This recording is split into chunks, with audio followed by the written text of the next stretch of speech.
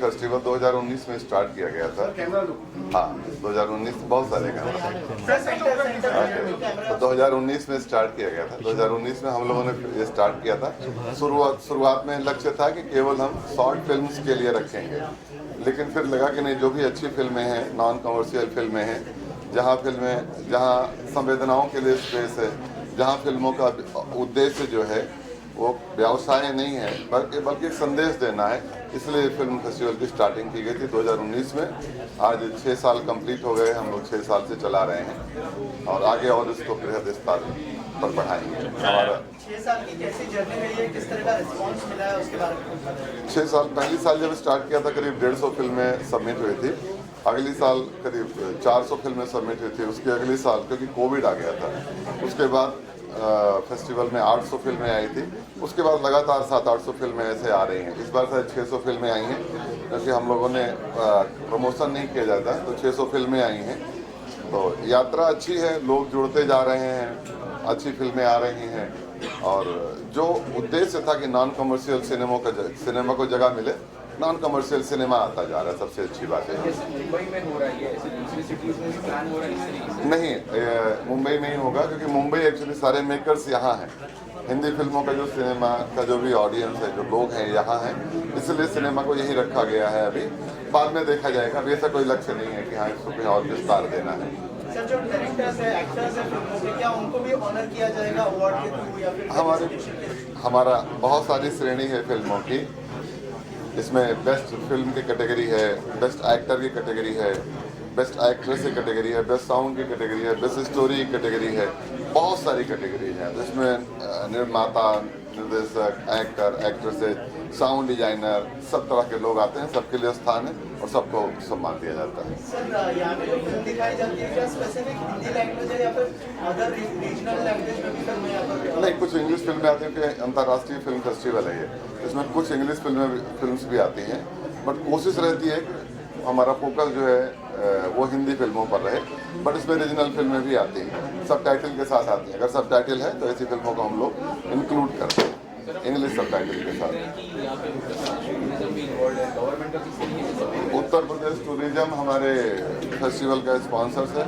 2023 से वो सपोर्ट करता है, क्योंकि हम लोग उत्तर प्रदेश से ही आते हैं और तो क्षेत्रीय स्तर पर हम अपने फेस्टिवल का रिप्रेजेंटेशन करते हैं, सरकार से बात करते हैं। सरकार ने पिछली बार भी हमें समर्थन दिया था और इस बार भी समर्थन कर रही है। इस बार कुंभ महोत्सव भी हो रहा है, तो उसका भी मतलब टूरिज्म ने उसको भी प्रमोट किया है कि उसको भी हम लोग आगे बढ़ाएं। तो आप सभी लोगों से अनुरोध भी है कि आप आएँ प्रयागराज महाकुंभ में शामिल हों। Thank you so much. Golden jury film festival 2024 शुरू हो चुका है, आगाज हो चुका है। क्या कहना चाहेंगे सर, किस तरह की फिल्में यहाँ पर शो की जाएगी और कौन सी फिल्म देखने के लिए सबसे ज़्यादा एक्साइटेड है? इस फेस्टिवल के साथ मेरा एक पर्सनल एसोसिएशन है, तकरीबन हर साल आया हूँ इसमें। इसके पीछे वजह यह है कि जो शुभ्रांशु दास हैं वो और हम ने करियर की शुरुआत एक तरह से देखा जाए तो साथ में की थी फिल्मिस्तान। वो उसके सिनेमेटोग्राफर थे और मैं उसमें एक्टर था। तो सिनेमा में जब काम करते हैं तो हम सिर्फ कोलीग ही नहीं देते, बहुत अच्छे दोस्त भी देते हैं। तो मुझे शुभ्रांशु जी के रूप में एक बहुत अच्छे दोस्त मिले। जहाँ तक बात है सिनेमा की फेस्टिवल की, तो फिल्म फेस्टिवल हमेशा से एक कहा जाए तो एक वरदान के रूप में एक प्लेटफॉर्म होते हैं उन फिल्मों के लिए जिनको बाहर जगह नहीं मिलती। क्योंकि आप देख ही रहे हैं कि बाज़ार में प्रॉफिट लॉस और दुनिया भर की तामझाम में बहुत सारी फिल्में ऐसी होती हैं जो बन तो जाती हैं लेकिन कभी रिलीज़ नहीं हो पाती। तो लकीली इस तरह के प्लेटफॉर्म उनको वो जगह देते हैं, ऑडियंस देते हैं। और जो फिल्म मेकर वो बात कहना चाहता है वो भले ही कम लोगों तक पहुँचे लेकिन पहुँच तो रही है फेस्टिवल की वजह से। तो मैं बधाई देना चाहता हूँ कि कंटिन्यूसली मुंबई जैसे शहर में 6 साल तक किसी फेस्टिवल को सर्वाइव करना वो अपने आप में एक अचीवमेंट है। नहीं तो बहुत सारे फेस्टिवल आपने सुने होंगे शुरू होते हैं और ख़त्म हो जाते हैं। तो मेरी शुभकामनाएं हैं और मेरी दुआ है कि ये फेस्टिवल और लंबे समय तक जाए और अपनी एक पहचान बनाए। और आने वाले टाइम में जैसे बड़े बड़े फिल्म फेस्टिवल में लोग अपनी खुशकिस्मती और अचीवमेंट समझते हैं कि मेरी फिल्म फलाने फेस्टिवल में थी, वाओ। तो मैं चाहता हूँ कि इस फेस्टिवल को भी वही एक मुकाम मिले कि लोग गर्व महसूस करें कि मैं इस फेस्टिवल का हिस्सा हूँ।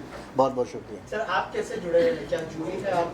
नहीं, मैं 1-2 साल पहले ज्यूरी में था, इस साल नहीं व्यस्तताओं की वजह से हो पाया। मैं शुभचिंतक के रूप में जुड़ा हूँ शुभ्रांशु जी के साथ, और सिनेमा लवर के तौर पे सिनेमा की जहाँ भी कोई एक्टिविटी हो रही है वहाँ पे मैं जब अवेलेबल हूँ तो कोशिश करता हूँ कि वहाँ मौजूद रहूँ। सर और क्या क्या आपके प्रोजेक्ट्स आने वाले हैं, इस बारे में कुछ मेरे प्रोजेक्ट्स अभी मैं थोड़ा डाइवर्स नहीं कर सकता, लेकिन बहुत जल्दी आपको एक अच्छी खबर के साथ मैं बताने वाला हूं। मैं कुछ काफ़ी टाइम से काम नहीं कर रहा हूं, कुछ दूसरी प्लानिंग चल रही है, तो आपको कुछ अच्छा ही देखने को मिलेगा। Thank you so much. Thank you.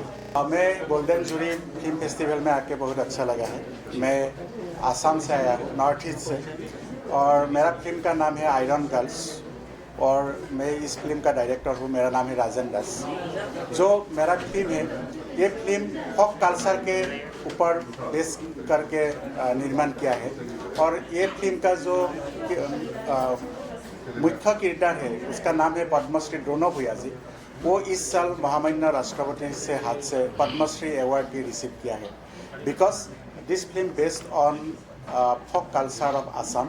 The name of the folk culture is Ojapali and Deodhani. ये एक हमारा सोसाइटी का रूट कल्चर है, और मेरा मकसद है कि कोई लोग इस रूट कल्चर को भूल ना जाए, इसलिए मैं ये फिल्म निर्माण किया है। और जो मुख्य किरदार है पद्मश्री द्रोणव भूयाजी, वो पद्मश्री अवार्ड भी रिसीव किया है। वो बहुत साल इस फिल्म ये फोक कल्चर के ऊपर काम करता है, बहुत साल काम करता है। सो मैं ओजापाली और देवधनी को एक विश्वजनीन प्रमोट करने के लिए, असम को फोक कल्चर को प्रमोट करने के लिए मैं ये फिल्म बनाता है। इससे पहले मैं नाइजीरिया होकर आता हूँ। 5 दिसंबर में नाइजीरिया में मेरा फिल्म को स्क्रीनिंग हुआ था। हमारा इंडिया का जो नेशनल फिल्म फेस्टिवल है, नाइजीरिया का भी ये नेशनल फिल्म फेस्टिवल था, जुमा इंटरनेशनल फिल्म फेस्टिवल। उसने भी ऑडियंस ने वेरी सपोर्ट किया है मेरे फिल्म आयरन गर्ल्स को, और उन्होंने मुझे जुमा एम्बेसडर भी बना दिया है इंडिया और नाइजीरिया के बीच में फोक कल्चर को प्रमोट करने के लिए। और मेरा फिल्म वाशिंगटन डीसी में भी स्क्रीनिंग हुआ है, शिमला इंटरनेशनल फिल्म फेस्टिवल में स्क्रीनिंग हुआ है। इस गोल्डन जूरी फिल्म फेस्टिवल में आके बहुत अच्छा लगा है। मेरा मकसद है कि सारे लोग फोक कल्चर को प्रमोट कीजिए, क्योंकि फोक कल्चर बहुत दुखी रहता है, बहुत सफर करता है इसको प्रमोट करने के लिए। सो आप लोग आइए, फोक कल्चर को सपोर्ट कीजिए, हमें नॉर्थ ईस्ट को सपोर्ट कीजिए, आसाम को सपोर्ट कीजिए। और मेरा जो फिल्म है आयरन गर्ल्स, इसमें जो आशा बर्डले है, जस्मिन दास है जो प्रोटैगनिस्ट है, आशा बर्डले एक मुख्य किरदार किया है। सो सबने अच्छा काम किया है। शशि शर्मा सर, स्मिता जयकर जी और लोग ज्यूरी मेंबर हैं, तो यही लोग डिसाइड करते हैं सर, यही लोग गाइड करते हैं कौन सी फिल्में अच्छी हैं, किसको किस श्रेणी में रखना है, क्या है। जहाँ कॉन्फ्लिक्ट ऑफ इंटरेस्ट होता है वहाँ हम डेविएट कर देते हैं, वहाँ ज्यूरी मेंबर पार्टिसिपेट नहीं करता है। तो हमारा पूरा फिल्म फेस्टिवल में कॉन्फ्लिक्ट ऑफ इंटरेस्ट को हम लोग मेंटेन करके रखते हैं। अगर हम किसी भी तरह से इन्वॉल्व हैं फिल्म में, तो उसमें हम इन्वॉल्व नहीं करते, उसकी इंडिपेंडेंट कमेटी बनती है, वो डिसीजन लेती है। तो ज्यूरी मेंबर बहुत बैलेंस बना के रखती है। इनफैक्ट हम लोग को बहुत सख्त रखती है कि कैसे फिल्मों का निर्णय लिया जाए, और कॉमर्शियल ऑब्जेक्टिव नहीं होते, नॉन कॉमर्शियल ऑब्जेक्टिव भी होते हैं। बाकी चीज़ें शर्मा सर बताएंगे कैसे क्या है, प्लीज़ सर। क्या कहना चाहेंगे सबसे पहले गोल्डन जूरी फिल्म फेस्टिवल के बारे में, और 600 फिल्मों ने इस साल जो है अप्लाई किया है एज ए जूरी, कितना चैलेंजिंग है आपके लिए, और क्या कहना चाहेंगे सर? पहली बात तो ये कि मैं प्रकेश का और शुभ्रांशु का बहुत ही आभार हूँ, शुक्रगुजार हूँ कि उन्होंने मुझे इस पद पे लाके छोड़ दिया।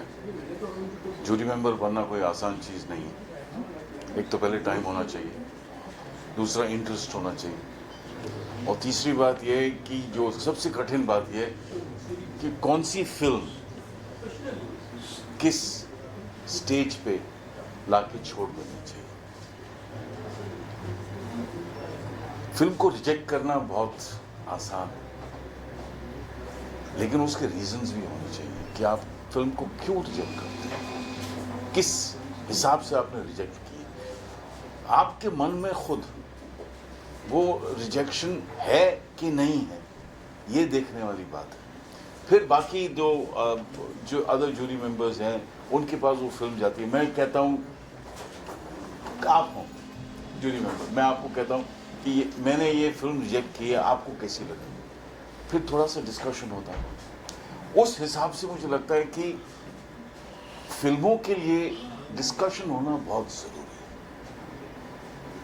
सिर्फ मैं रिजेक्ट कर दूं इसका ये मतलब नहीं कि फिल्म बुरी है।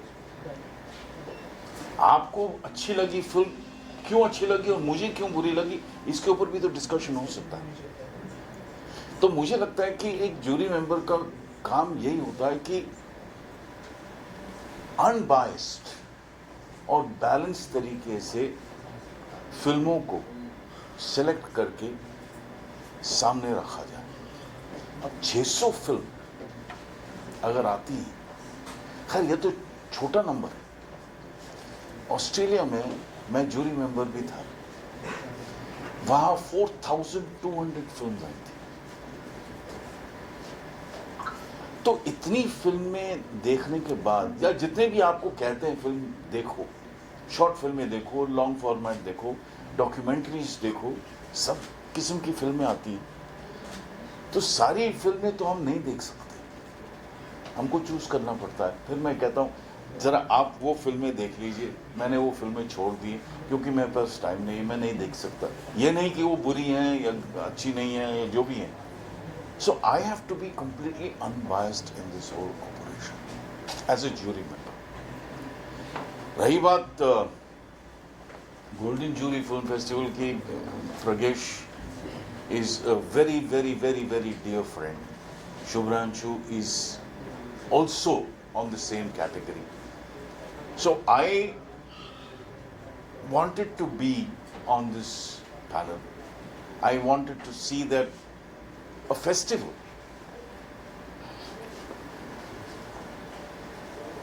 film festival, has to be what the name suggests. ये वो जगह नहीं है जहां आप सोशलाइजिंग करें। कीजिए सोशलाइजिंग, नो प्रॉब्लम, पर जब फिल्म देखने का वक्त आता है तो प्लीज अंदर जाके फिल्में देखिए। ऑर्गेनाइजिंग कमेटी इतनी मेहनत के बाद फिल्में चूज करती हैं, they have so much work to do. It is just not कि मैंने यहाँ अनाउंस कर दिया कि गोल्डन जूरी फिल्म फेस्टिवल वाले प्लीज सबमिट योर फिल्म। अरे उसके बाद, उसके पहले कितना काम होता है, कितनी मेहनत जाती है उसमें, ये देखने वाली बात है। तो मुझे ऐसा लगता है कि, और मैं ये कैमरा पे कह रहा हूँ आज, कि जितने भी लोग आए प्लीज आके फिल्म देखिए, समोसे भी खाइए, चाय भी पीजिए, गपशप भी कीजिए, गुफ्तगू भी कीजिए, बट लेकिन अंदर जाके जब फिल्म का टाइम आता है तो अंदर जाके फिल्म देखिएगा, क्योंकि बहुत मेहनत से हम फिल्म चूज करते हैं। और जब ऑडियंस नहीं होती अंदर, ना कि हमको दुख होता है, बल्कि जो फिल्म बनाते हैं, जो फिल्म में काम करते हैं, उनको सबसे ज़्यादा दुख होता है। तो मेरी ये छोटी सी गुजारिश है, मैंने एक छोटी सी फिल्म भी की थी, प्रगेश ने डायरेक्ट की थी, वो छोटी सी गुजारिश है कि प्लीज़ अंदर जाके फिल्म ज़रूर देखिएगा, क्योंकि मकसद पूरा नहीं होता। Thank you so much. जिम्मेदारी है आपके ऊपर और इतने सपोर्टिव स्टाफ है, क्या कहना चाहेंगे सर? थोड़ा सा बताइए, कितना चैलेंजिंग रहता है, कैसा एक्सपीरियंस रहा इस साल का स्पेशल?